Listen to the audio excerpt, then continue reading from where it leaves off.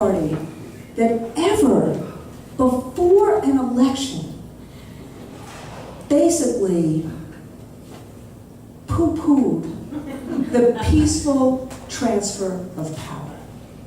And so this now becomes an election not like no other.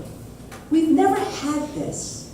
And when somebody says that Trump is like Gore, you can't be farther from the truth. Trump has said that he will deny the will of the people. What Al Gore did in 2000 was try to, like any other candidate, ascertain the will of the people, not deny the will of the people. So frankly, and I know teachers across the country have talked about this, we've done a lot of work about this, so has the NEA.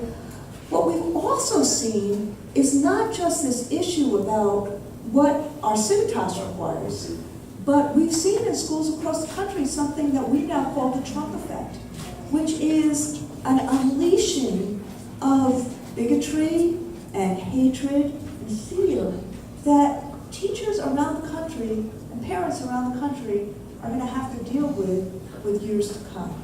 So we have a November 9th problem about healing both our Civitas and healing our country.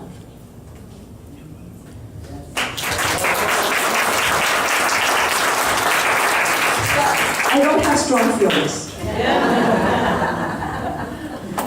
Ruben, you and your colleagues have helped, or are helping, students succeed by meeting 4 critical goals.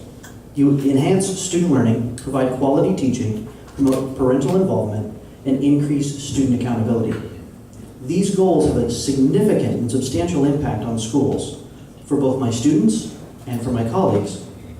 How are you and your colleagues working on these goals every day?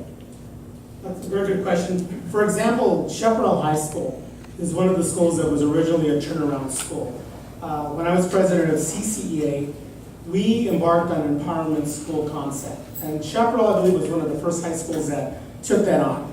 And under the leadership, I believe it was of Dave Wilson at the time, they have 5 years ago, their graduation rate was 34%. This year, or last year, it was 80%. So a lot of gains. Also, the graduation rate in Clark County has increased 15% off after the last several years.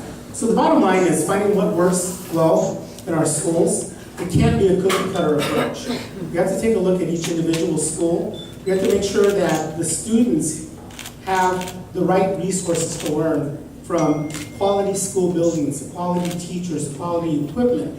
And then also, in order for us to do a better job, teachers and support staff have to have quality resources to make us better at what we do.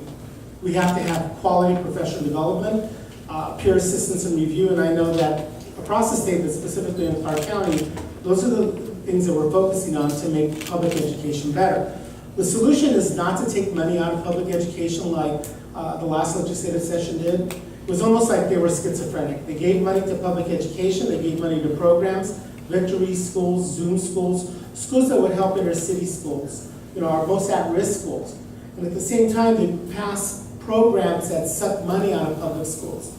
So it's a mixed message to the community when you do that. And so for our students and for our teachers and support staff and our community, we want to know that things are working, and yes, they are. Chaparral High School, for example. And we've got to be given the tools and resources to be better at what we do, because otherwise, if we're not supported by the legislature, by the community members, or by anybody else, we're not going to succeed.